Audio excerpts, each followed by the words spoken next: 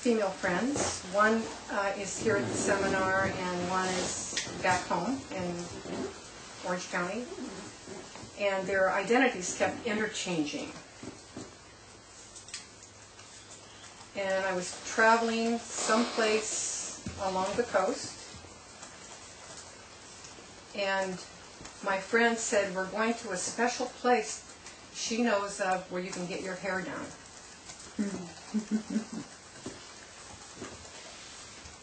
And she said that also at this place there was a worm there. There was a worm there, a big one. W-O-R-M. Yeah. I was just kind of picturing in my mind a big worm because I wanted to show off my art. Well, there'll be more about this worm. Okay. Go ahead. Okay. A big one, yeah. So now we're at the place. I'm in my room. And now the identity is definite. It is my friend from back home, from Orange County. And I'm in my room, and she knocks on my door, and I open it, and it has like a little chain. When you open the door, just a crack. And she got the worm, but it was really a snake. Yellow. And I was afraid. I don't like snakes very much. And she put it through the door, kind of at me. And she was going to show it to me. And I said, that's not a worm, it's a snake. And it was. She's going to put it through the door. Yeah, I was at the crack of the door. Is she going to try to sell it to you? I think she's trying to scare me with it. Trying to. Or see if I can. Do what with it? She's testing me. She's testing you? Yeah. To see if you can what? If I'm going to freak out. Oh. And you respond by saying, that's not a worm, it's a snake. That ain't no, right.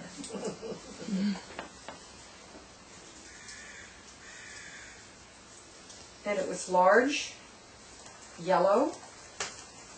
It had a friendly face.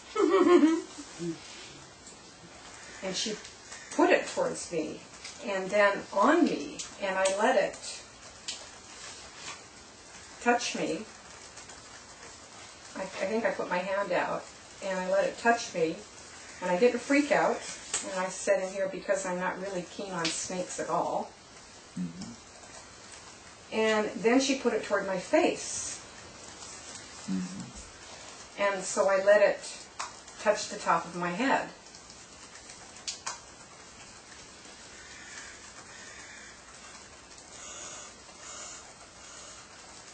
Mm-hmm. I went out the door and noticed how she was holding it. High, high, with one hand near the head and one on the body. She seemed to be really knowing how to do it. I was kind of impressed by the way she was holding it. It was correct.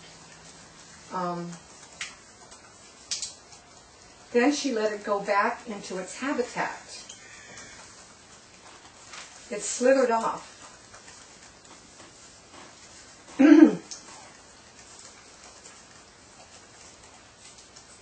There was a little stream, rocks, greenery, and when I saw it slither away, it wasn't round. It was green, brown, and yellow. It was really rather pretty, and it was braided. The body was braided, you know, like that braided bread. Like, have you ever seen breads that are braided? Special breads that are braided. So it kind of, you know, it was like snake like this, and then it kind of bowled out and had this braided. And the braiding made this pattern of, where'd it go? Brown, yellow. Brown, yellow, and green.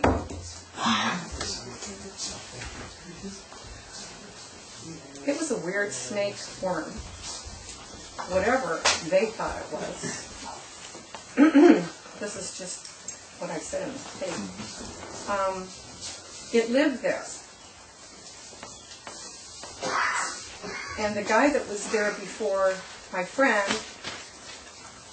told her about it and showed it to her. And I said, well, how did you find it, to get it, to pick it up?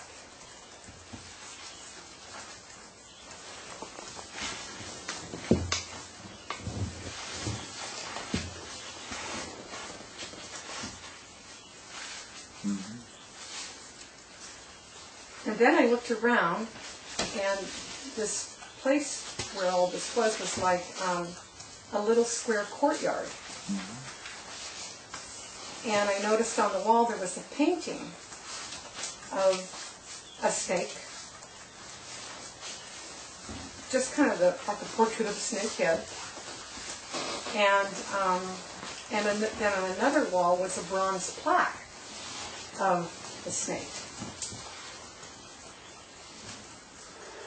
And then my friend said, this is the place, not in that courtyard, where she gets her hair done.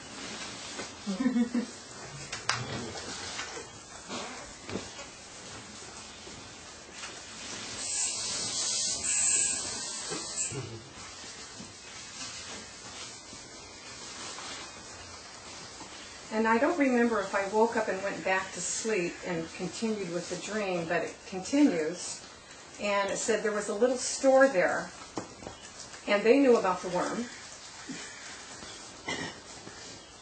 because it's all in the same geographical. Yeah, they knew all about the... Yeah, yeah, people all knew about this worm. Snake. About the snake. Yeah.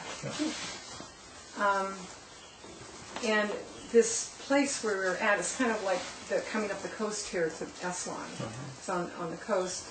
And it was a little town, and there was all kinds of people there, all ethnic nationalities, Middle Eastern, Mexican, South American, and they were in the store shopping. There was a lot of produce, a lot of women grabbing this kind of exotic produce. And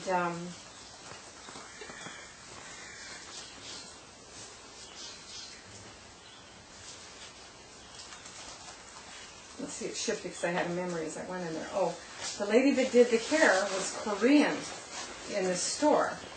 And you just open this door, like opening that door, and that was her shop. And I was kind of surprised because it was the store, and her shop was in the store. And it was just like you open that door, and that's her shop. And it wasn't a beauty shop, it's just this one woman, whom I never saw. It was behind a door, one stall, not a beauty shop. My friend laughed and said, yeah, this is the beauty shop. And there was a sense when I opened the door that it looked bigger. It was like a long hallway, but it was mirrors that made it look that way.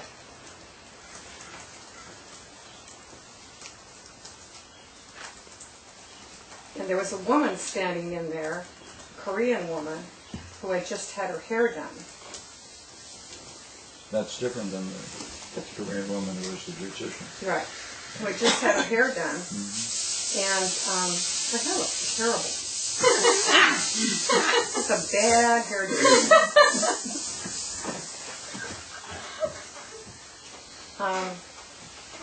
Then that shifted, and I went. The store had interesting, exotic produce. People were flocking all over the place. It was a very, very popular place, very festive.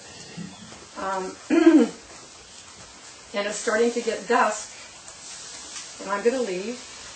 And it looked like a lot of people, more people were coming, because there was going to be some kind of a night festival. And as I was walking out of the store, a wagon pulled up. And it was a strange kind of a wagon. It was like some kind of a puppet show, but something like from an old Italian days of Punchinella or something like that. And the dream ended. It's kind of like Italian, a gypsy wagon from a very